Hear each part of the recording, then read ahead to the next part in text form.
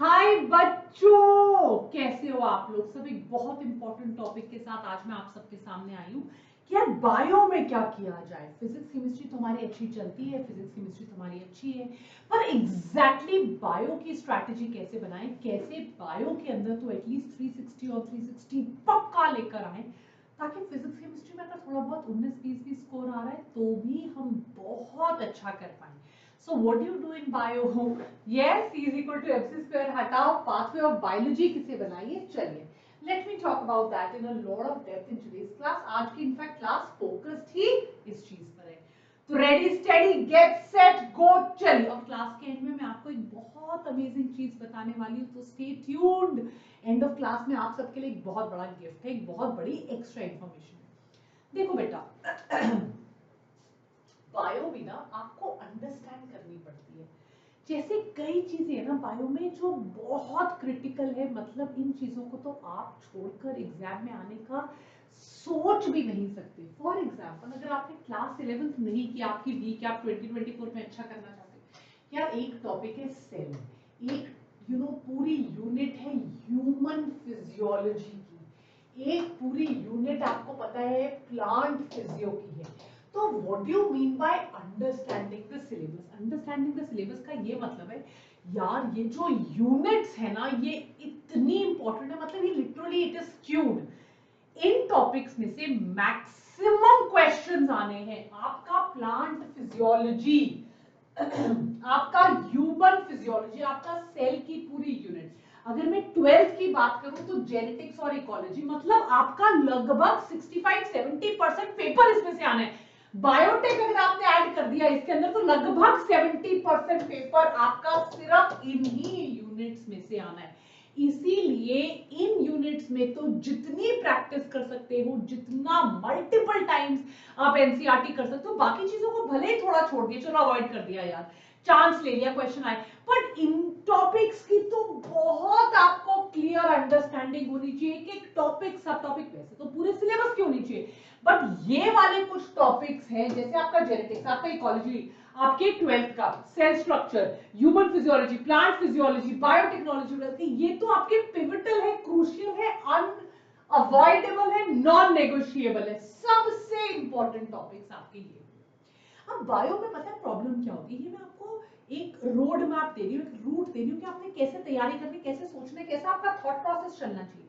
देखो बायो की प्रॉब्लम कहाँ आती है, क्या प्रॉब्लम बच्चे करते हैं बायो में, क्यों गड़बड़ कर देते हैं, क्या प्रॉब्लम हो जाती है, डिटेल में समझाती हूँ, ध्यान से सुनो। यार बायो ना इजी होता है, राइट? ऑब्वियसली आपके मतलब का है, आपको अच्छा लगता है, आप तो वो इजी आपको लगता है, फन होता है, आपको मजा आता है, आपको अंडरस्टैंड भी हो जाता है। पर यार बायो बहुत ज्यादा वोलेटाइल है, इतनी वैल्यूज होंगी, फैक्ट्स होंगे, फिगर्स होंगे, कोई चीज याद रखनी होगी, कोई साइंटिस्ट का नाम होगा, कोई प्लान में एग्जांपल्स इतने होंगे, आपको भूल जाएगा। आपको हर थोड़ी देर बाद उसको अपने माइंड में फ्रेश करने की जरूरत है। मतलब फिजिक्स केमिस्ट्री में अगर आपको प्रैक्टिस करने की जरूरत है, क्योंकि वहां आपको स्पीड चाहिए, वहां आपको सॉल्व करना है। बायो में आपको कंसोलिडेट करना है, आपको रिमेंबर करना है। आपको लगेगा यार इमीडिएटली मुझे याद आ गया, आप 10-5-8-10 दिन बाद करोगे आपको भूल जाएगा, राइट? तो आपको बार बार उसको रिवाइज करने के लिए आपको छोटे से नोट्स चाहिए। आपको सिर्फ, बच्चे गलती क्या करते हैं, बच्चे बायो सिर्फ रीड करते हैं, और जब रीड करते हैं इमीडिएटली, क्योंकि वो इजी है, वो फन है, वो मजेदार है, वो मेरे मतलब का सब्जेक्ट है, इजी है, फन है, अंडरस्टैंड हो जाता है, बट मैं ये रियलाइज नहीं करती हूँ कि ये बहुत वोलेटाइल है, उड़ जाएगा। इसीलिए अगर आपने नोट्स नहीं बनाए, वो इमीडिएटली तो याद रह जाएगा, पर आपको थोड़ी देर बाद वो भूल जाएगा। अगर इसीलिए आपने बार बार नोट्स नहीं बनाकर आपने स्मॉलेस्ट डिटेल्स का भी रिवीजन नहीं किया, तो एग्जाम में आप कंफ्यूज हो जाओगे, इसीलिए आपके बायो में भी नेगेटिव मार्क्स हो जाएंगे, राइट? अब बायो में बच्चे क्या करते हैं, क्योंकि उनको लगता है यार सिर्फ एनसीईआरटी करना है, तो इधर उधर की फालतू चीजें पढ़ना शुरू कर देते हैं, कुछ एक्स्ट्रा चीजें, बेटा वो नहीं करना है, राइट? आपको लगता है सिर्फ एनसीईआरटी से कैसे आएगा, बट उन्होंने प्रूव कर दिया पिछले 3-4 साल में कि सिर्फ और सिर्फ एनसीईआरटी से आ रहा है। सो एनसीईआरटी टेक्स्ट बुक्स जो है 11th और 12th की, वो मैं हाईली रेकमेंड करती हूँ, प्राइमरीली आपका इसी में से आएगा, चाहे दुनिया इधर से उधर हो जाए, प्लीज आप इन पे फोकस करो, एनसीईआरटी से ही आएगा। सो प्लीज इंश्योर करिए कि एनसीईआरटी के ही डिटेल्ड एक्सप्लेनेशन, एनसीईआरटी में ही जो क्वेश्चन मार्क दिया गया है, एनसीईआरटी का ही इन बिटवीन द लाइंस में से चीजें आएगी। NCERT is the way forward. So ये मैं बार बार बोल रही हूं, आपको याद दिला रही हूं, आपको बता रही हूं, उसी से प्रैक्टिस क्वेश्चंस कीजिए। इनफैक्ट आपको मेरी बुक से प्रैक्टिस क्वेश्चंस करने चाहिए, क्योंकि जो वानी मैम की ये वाली बुक है जो मैंने लेटेस्ट, इसमें मैंने असर्शन रीजन बनाए हैं एनसीईआरटी की लाइनों से। आप इसको अगर लेंगे, आप देखेंगे मैंने इसमें एनसीईआरटी के क्वेश्चंस बनाए हैं और पेज नंबर लिखा है असर्शन रीजन एनसीईआरटी कॉर्नर, हर एक चैप्टर के लिए पीवाईक्यूज, हर एक चैप्टर के लिए। तो आपको एनसीईआरटी रिविजन करवाया है, आपको एनसीईआरटी करना है, और कोई एक पीवाईक्यू की बुक ले लीजिए, एनीवन, वो आप अपनी चॉइस की लीजिए, आपको जिस बुक पे फेथ है। जैसे मैंने एमटीजी पब्लिकेशन के साथ लिखी, because which is a reputed renowned publication house, right. वो एरेगर एंड अत्तुगेरे टीचर्स की बुक्स नहीं निकालेंगे। तो आप अपने हिसाब से सोचिए कि मुझे कहां पे पब्लिश करवा, मतलब यू नो मुझे कौन सी बुक से पढ़ना है, और उसी बुक से फिर अच्छे से पढ़िए। देखो बेटा, राइट, अब बच्चे सबसे बड़ी मिस्टेक क्या करते हैं, इसीलिए मैंने एनसीईआरटी की लाइन से क्वेश्चंस बनाए हैं। और मैंने क्यों बोला, क्योंकि मुझे सिर्फ अभी तक अपनी ही एक बुक पता है जिसके अंदर मैंने एनसीईआरटी की लाइन के क्वेश्चंस बनाए हैं। इसके अलावा मुझे और कोई बुक नहीं मिली जिसमें एनसीईआरटी के लाइन के क्वेश्चंस बने।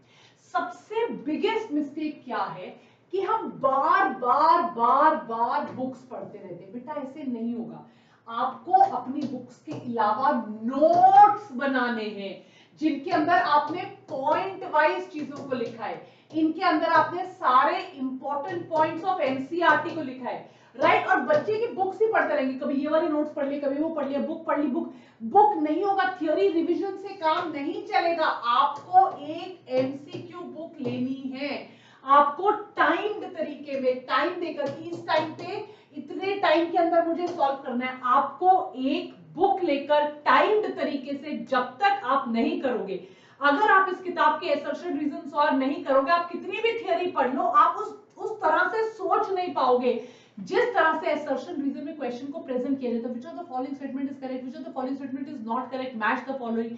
आपकी स्पीड नहीं बनेगी, आपकी एक्यूरेसी नहीं बनेगी। आप थ्योरी पढ़ रहे हो, बहुत अच्छी बात है, आपको चीजें समझ में आ गई है, बहुत अच्छी बात है, आपको चीजें याद रह रही है, बहुत अच्छी बात है, पर जब तक आपने एमसीक्यू प्रैक्टिस नहीं की है, आप स्कोर नहीं कर पाओगे, राइट। तो इसलिए मैं बोल रहा हूं प्रिपेयर करो, क्योंकि मैंने अपने आप से, आपको जो बुक मैं बार बार बात कर रही हूं, इसमें एनसीईआरटी के पेज से मैंने एमसीक्यू बनाए, एनसीईआरटी से असर्शन रीजन बनाए।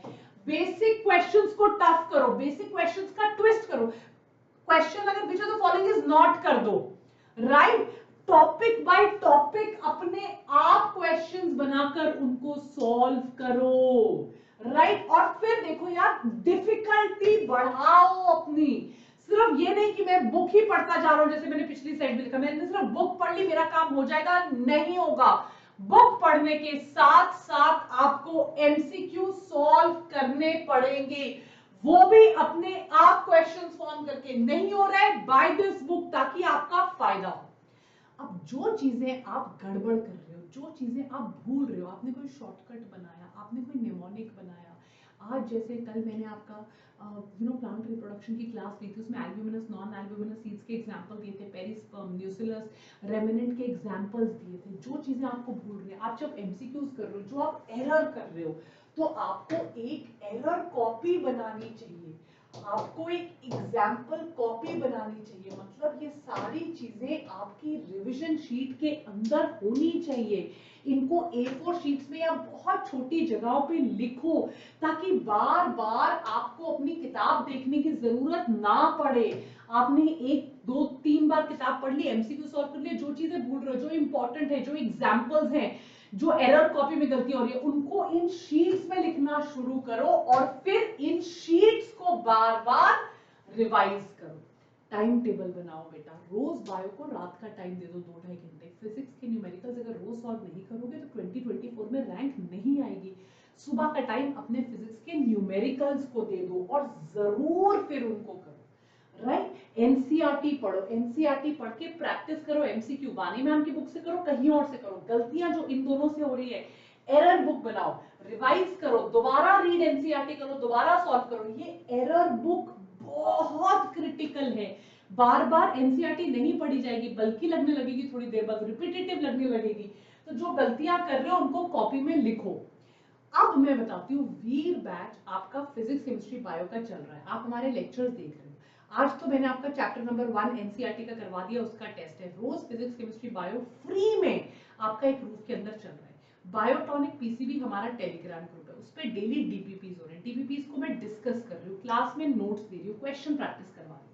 फिर भी कुछ बच्चे ऐसे होते हैं जिनको एक्स्ट्रा डाउट की जरूरत होती है। मैम मेरे को ना फिजिक्स केमिस्ट्री में बहुत डाउट आ रहे हैं, मैम मेरा स्केड्यूल नहीं बन रहा, मैं ड्रॉप करना चाहती हूँ या ड्रॉप करना चाहता हूँ, पर मेरा स्केड्यूल नहीं बन रहा, मुझे कोई तो अपना स्केड्यूल बनाने में हेल्प करो। मुझे थोड़ा दोबारा, मेरे को अगर 2 टाइम्स 3 टाइम्स मैं रिवाइज कर लूं, शाम को यूट्यूब पढ़ लूं, सुबह के टाइम पे क्लास दे लूं, मेरा फायदा हो जाएगा। तो वेदांतु ने एक पेड बैच भी लॉन्च किया है। उस पेड बैच में आप ज्वाइन कर सकते हो। वैसे तो मैं सब कुछ आपको यहाँ पर करवा दूंगी, पर फिर भी अगर आपको लगता है यार नहीं, मुझे एक बार दिन में भी कोई करा दे तो मेरा फायदा होगा, तो जैसे क्लास आपकी डिस्क्रिप्शन बॉक्स पे जाएंगे, आपको ये लिंक नजर आ जाएगा। इस लिंक पे आप जैसे क्लिक करोगे, आपको ये पेड बैच का लिंक नजर आएगा। आपने कुछ नहीं करना है, आपको जो पढ़ाई में प्रॉब्लम आ रही है, आप बस यहाँ पे अपनी डाल दो। यहाँ पे काउंसलिंग भी होगी, और अगर कुछ भी है, आप बस इस लिंक पे क्लिक करके अपने डिटेल्स भर दो, और आपको क्या प्रॉब्लम्स आ रही है वो भर दीजिए। Our team, my counseling team will get in touch with you. But yes, इस फॉर्म के थ्रू आप हमारा पेड बैच भी ज्वाइन कर सकते हो अगर आपको चाहिए। वीर बैच पे तो मैं सब कुछ पढ़ा रही हूँ, डिस्क्रिप्शन बॉक्स पे जाइए और उसको क्लिक कीजिए। बैच नहीं में ज्वाइन करना, अपनी प्रॉब्लम्स लिखिए, प्रॉब्लम्स का आपको जरूर जवाब मिलेगा। Our counselling team will talk to you. But yes, अगर आपको लगता है कि यार सिर्फ यूट्यूब पे मेरा रेगुलरिटी नहीं बन रही है, मेरा फोकस उतना अच्छा नहीं बन रहा, एक बैच होगा, कंपटीशन होगा, मैं ज्यादा अच्छा पढ़ पाऊंगी, please don't miss the paid batch. Take care बच्चों, lots of love, always with you. Don't forget to like share subscribe. Bye बच्चों, और जो जो बोला है मैंने बायो में जरूर फॉलो कीजिए। Take care, bye.